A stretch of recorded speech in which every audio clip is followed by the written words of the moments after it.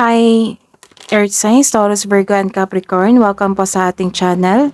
At ito ang yung weekly Gabay Tarot reading for November 12 to 18, 2023. Please be reminded that this is general reading po, so maaari kayo makarelate o hindi. Just take what resonates. Gamitin ang reading na ito bilang gabay lamang. Balik po kayo dito bukas para sa ating daily Gabay Tarot reading. Please like, subscribe, and click bell button for notification para po updated po kayo sa daily tarot reading natin. Para po sa gusto magpa-reading, maaari nyo pong makuha ang link. Nasa description box po ito. Message nyo lang po ako sa messenger. Maraming salamat po. Spirits guys, ano po ang ganap for this week po para kay Taurus, Virgo, and Capricorn ngayong November 12 to 18, 2023. Spirits guys. Wow, parehas kayo ni Scorpio. Cancer, Pisces, and Scorpio. May sudden wealth din dito. Wow, ang ganda. And maaaring galing to sa isang matured woman na makatulong sa inyo na magkaroon ka ng sudden wealth. And high honor. Na-recognize ka ng isang taong ito. Ayun. You deserved it. Magkakaroon ka ng recognition. So, ayun. Message. Hingi tayo ng message. Shuffle lang natin. Spirits guys, ano po yung mensahe niyo po para sa week na ito para kay Taurus, Virgo, and Capricorn ngayong November 12 to 18, 2023? View from above. So get the big picture kasi may malaking blessings na parating sa inyo or dumating na. For this week. And ayun. Go deep, explore your roots. Grounding. Let's see your energy. Energy po, spirits guys. Energy po ni Taurus, Virgo, and Capricorn ngayong week na ito from November 12 to 18, 2023. Clarification of this reverse card. Career and money. Career and money ni Taurus, Virgo, and Capricorn sa week na ito, November 12 to 18, 2023. Spirits guide. Clarification of this reverse card. Clarification of this reverse card. Love and romance, self-love, partnership, and romance. Ano po yung ganap po? Spirits guys, para po kay Taurus, Virgo, and Capricorn for this week.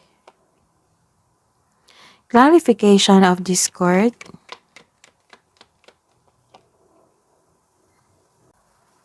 Sa week na ito, nagkaroon po ng apprehension or lacking of confidence. Naging weak po kayo, nagkaroon ng self-doubt, nagkaroon kayo ng impatience. You have a lack of confidence, naging weak ka, madaling mag-give up, you don't trust yourself. Uncomfortable ka sa situation mo ngayon. The advice is have faith in the universe, face your fears with self-confidence and courage. So be courage. And this is our upright card. Nagkaroon po dito ng isang new beginning sa inyong buhay kasi sa dahilang dumating itong sudden wealth or matured woman po natutulong sa inyo or naging nagkaroon ng influence sa week na ito. So this is a new beginning sa inyong buhay. This is a new beginnings. This is the new opportunity. Nagkaroon po ng abundance, sudden wealth and abundance. So this is a yes card. May parating na blessings, gift from the universe, posibleng may new job opportunity or unexpected sum of money. Pwede rin nag-take ka ng first steps para ma-enhance mo o ma-increase yung kaperahan mo. Ang pagbabago na ito ay may unlimited growth towards your finance. So claim mo na ito.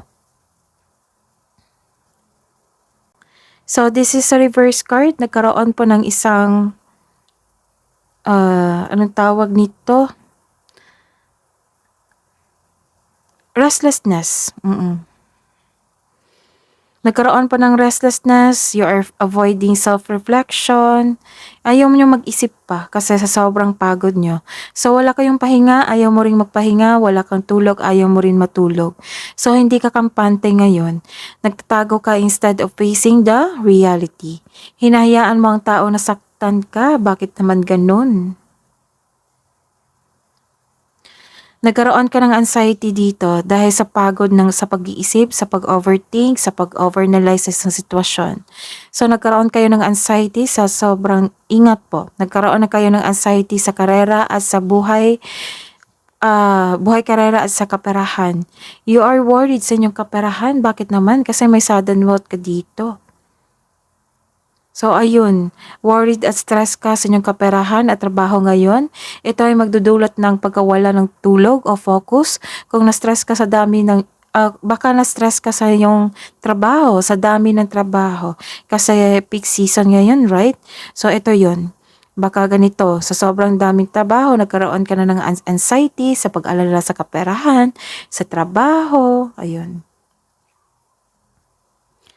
And this is, sa buhay pag-ibig, nagkaroon po dito ng isang inspiration. You are inspired, naging creative po kayo.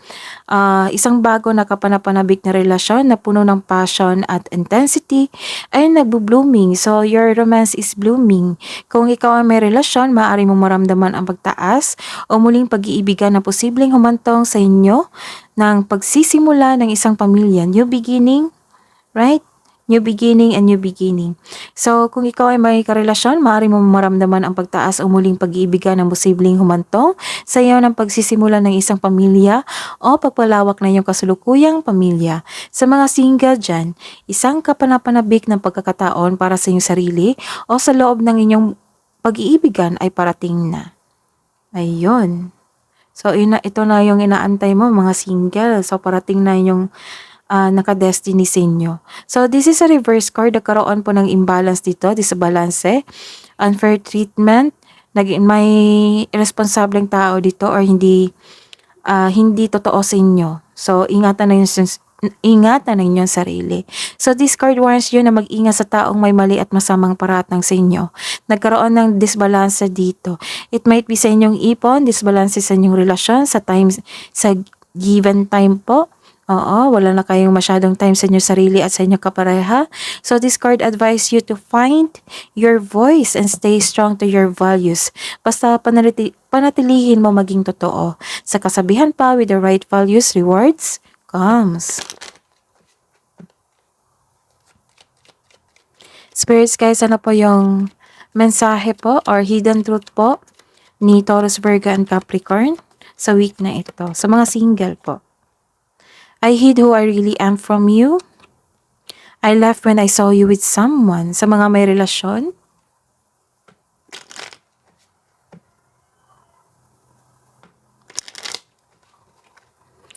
Sa mga may relasyon po na Taurus, Virgo, and Capricorn, sa buhay mag-asawa, ano po yung hidden truth nila? For this week po, from November 12 to 18. I regret lying to you. See? This is the clarification po na may dishonest na tao sa inyo.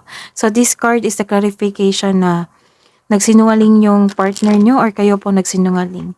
Or hindi siya totoo sa inyo ngayon.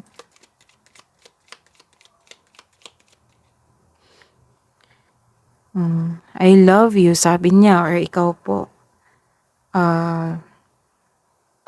Love advice po para sa mga single na Taurus, Virgo, and Capricorn ngayong November 12 to 18, 2023.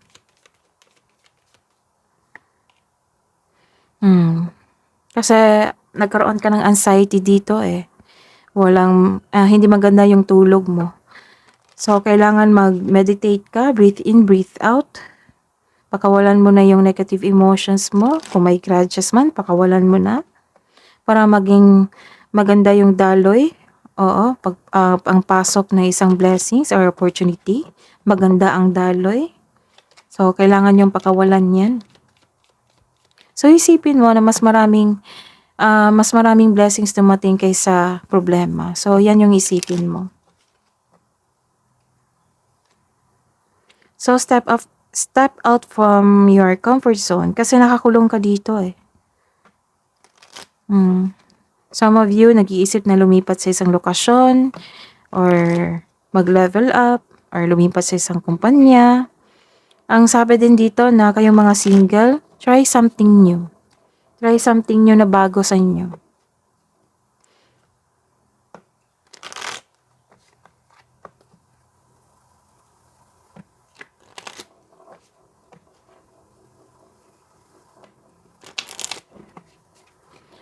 Spirits guides, mensahe niyo po sa mga buhay mag-asawa, relasyon, couple po na Taurus, Virgo, and Capricorn ngayong week na ito, November 12 to 18, 2023. Honor. High honor, honor. So, clarification. Honor your loved one and you will notice your relationship become stronger.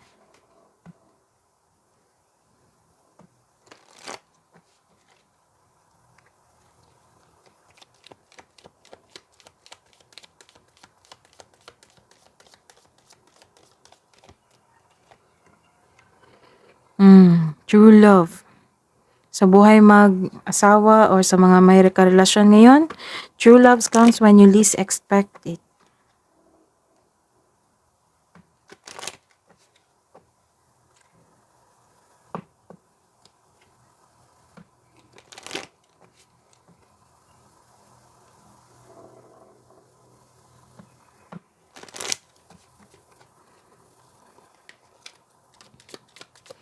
Spirits guys, kabo ang advice nyo po for this week ngayong November 12 to 18, 2023 para po kay Taurus, Virgo, and Capricorn.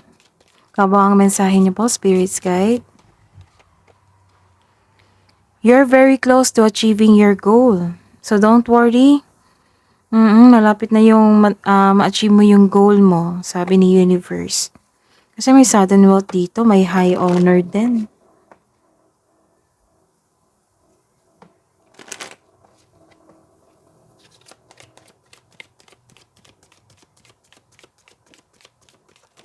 Oops.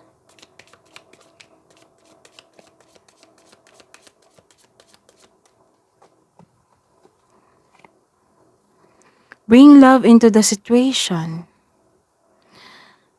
Nagkaroon ng pag-uusap dito, di ba? Nagkaroon ng dishonesty. Baka umamin na ito.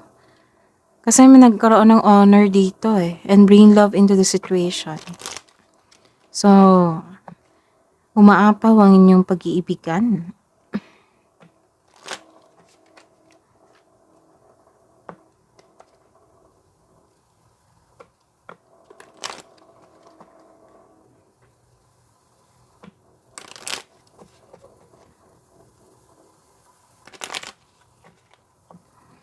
Spirits guys, Spirits guys, angels, archangels, guardian angels, message po para kay Taurus, Virgo, and Capricorn ngayong week na ito, November 12 to 18, 2023. Message from Archangel Raphael. Give your cares and worries to us and to us angels and allow us to take your burdens. Again, give your cares and worries to us angels and allow us to take your burdens. So, angel therapy. So, hingi ka ng healing. Kasi nahihirapan ka sa problema mo sa buhay, karera at sa kaperahan.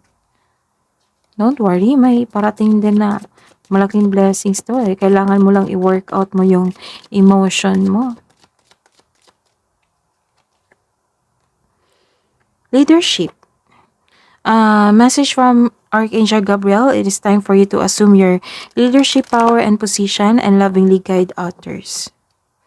Kahapon ba tong leadership ba? Some of you, boss siguro dito or may-ari na isang negosyo or boss or manager sa isang kumpanya. Kasi parating itong lumalabas sa inyo sa Taurus, Virgo, and Capricorn. So that is your reading po for this week from November 12 to 18, 2023. Please like, subscribe, and click bell button for notification para po updated po kayo sa daily tarot reading natin. Maraming salamat po.